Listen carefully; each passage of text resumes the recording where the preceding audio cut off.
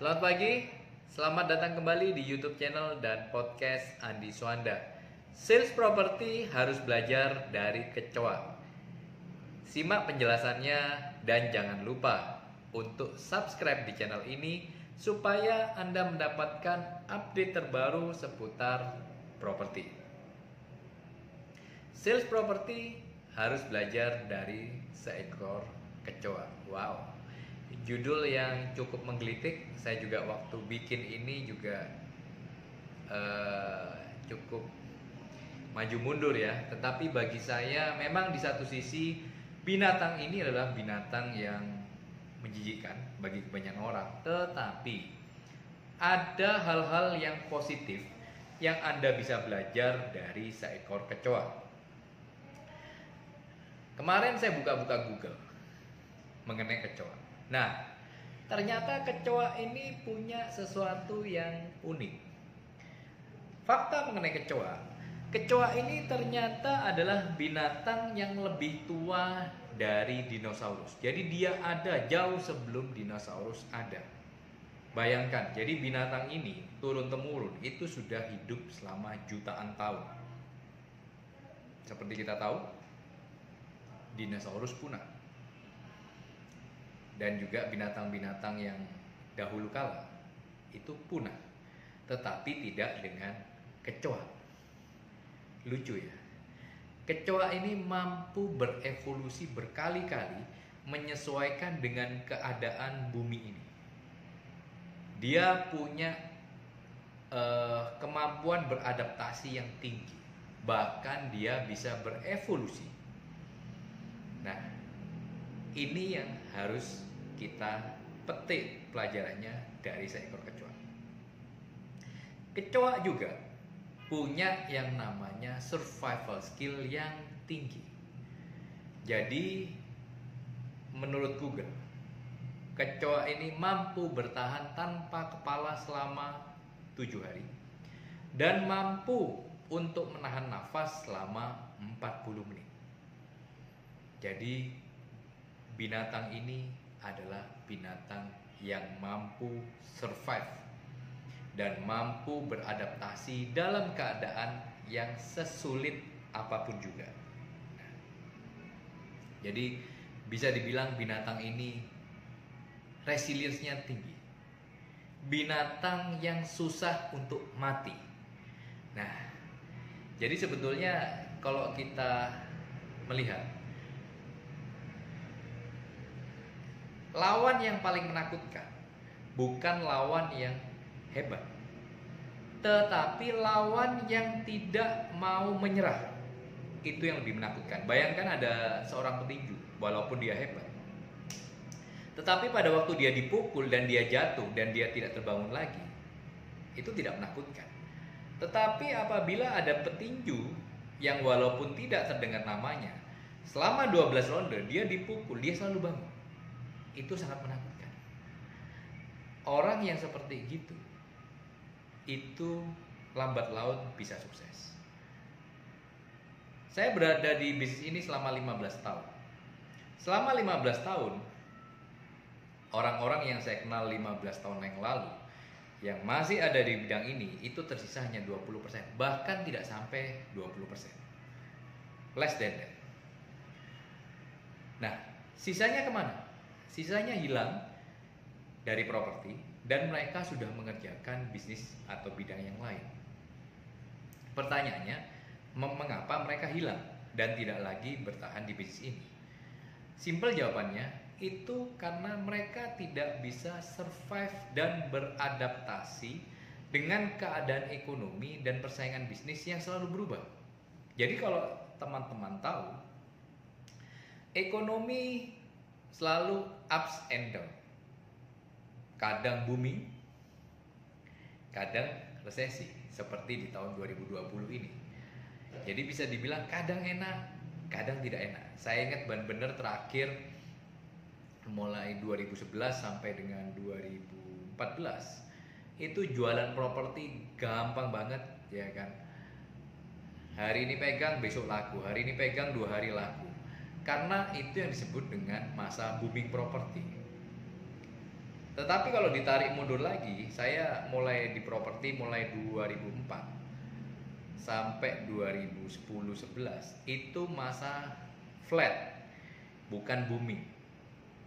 Nah, 2011-2014 booming, terus kemudian 2014 sampai sekarang itu flat, dan bahkan tahun ini cenderung tidak mudah karena seperti kita tahu tahun ini juga ada pandemi corona, di mana tidak hanya sektor properti yang terpukul tetapi hampir semua sektor bisnis terpukul. Kemarin saya ingat kebetulan saya lagi berjalan-jalan di sebuah shopping mall yang cukup besar di Surabaya.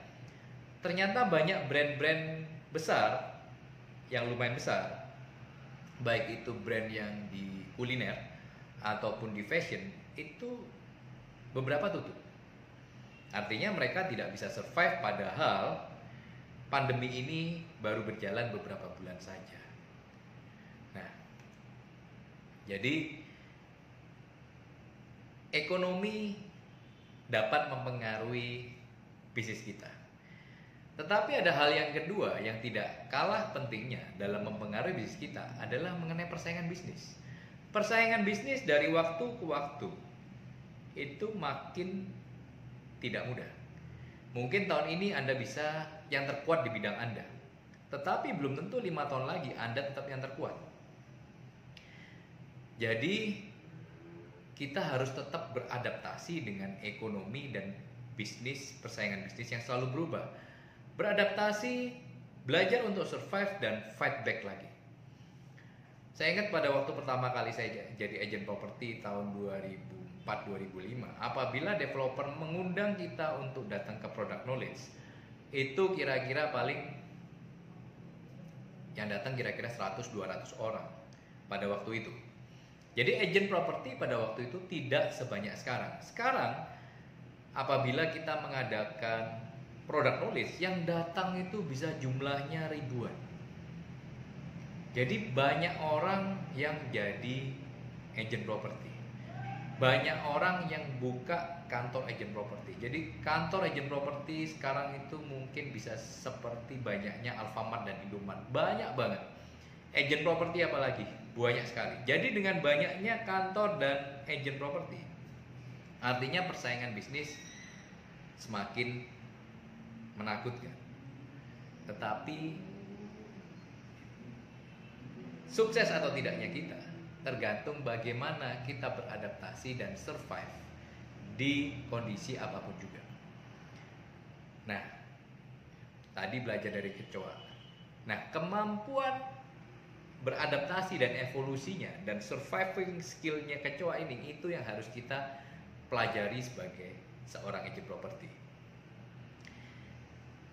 Survive dalam keadaan ekonomi dan persaingan bisnis, dalam keadaan apapun juga kita harus mampu survive, ya kan? Karena orang-orang yang mampu survive, sales property yang mampu survive, itu biasanya makin hari dia akan makin tangguh, makin luar biasa. Dan itu terbukti dari orang-orang yang masih ada di properti sampai sekarang, itu levelnya itu sudah tinggi banget. Mereka sangat jago di dalam berbagai hal yang berhubungan dengan properti. Pengetahuan mereka, skill mereka, pengalaman mereka itu sangat luar biasa sekali. Jadi penting bagi kita, apabila kita ingin survive atau ingin sukses di suatu bidang, jangan pindah-pindah ke bidang-bidang lain, karena itu membuat kita belajar lagi dari nol. Saya ingat pada waktu sebelum 2010 ada seorang agent properti yang bergabung dengan kita. Dia sebelumnya bekerja sebagai pebisnis alat berat di daerah Kalimantan. Terus kemudian dia menjual bisnisnya dia ke Surabaya. Saya tanya pada waktu itu, kenapa kok kembali ke Surabaya? Oh ya, bisnis alat berat sudah sepi, pertambangan sepi. Jadi saya kembali ke Surabaya dengan harapan saya bisa memulai sesuatu yang baru. Oke, ternyata dia hanya bertahan kira-kira 3-4 bulan di properti. Terus kemudian setelah itu dia ngomong sama saya, Pak, saya buka tempat biliar. Wah, luar biasa. Terus kira-kira selang berapa bulan kemudian dia bilang sama saya, "Pak, mohon doa restu, saya akan buka bisnis entertainment di Bali." Wow, luar biasa. Terus kemudian 2 tahun kemudian dia datang kepada saya lagi, kebetulan kita ketemu di suatu tempat. Dia bilang, "Pak, saya juga lagi ngerjakan ini, sekarang lagi mengerjakan bisnis advertising, jadi billboard dan sebagainya." Lalu saya tanya, bisnis-bisnis yang lalu gimana? Sudah tutup semua? Nah, pertanyaannya, orang ini kok selalu berubah, selalu pindah-pindah dari bisnis A, B, C, dan lain-lain. Nah, jadi kalau Anda pengen sukses, try to fokus pada suatu bidang, bukan berubah-berubah terus, karena itu tidak akan membuat Anda menjadi ahli. Nah, jadi saran saya sebagai seorang agent properti adalah stop complaining about anything.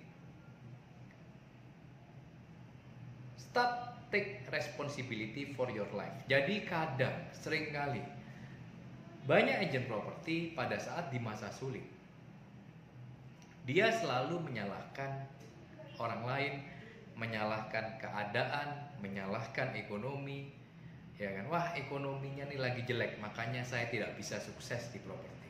Wah, saya ternyata bergabung dengan kantor yang kurang baik sehingga saya kurang sukses. Selalu menyalahkan yang lain, tidak pernah introspeksi diri, apa yang salah dengan saya sehingga saya tidak bisa menjadi orang yang sukses di properti. Jadi kalau Anda mau sukses, start take responsibility for your life. Jangan cari kambing hitam mengenai kegagalan Anda. Kalau Anda bisa melakukan itu, maka sukses ada di tangan Anda. Semoga konten ini berguna bagi Anda dan semoga Anda dapat beradaptasi dan sukses dalam keadaan apapun juga. Thank you.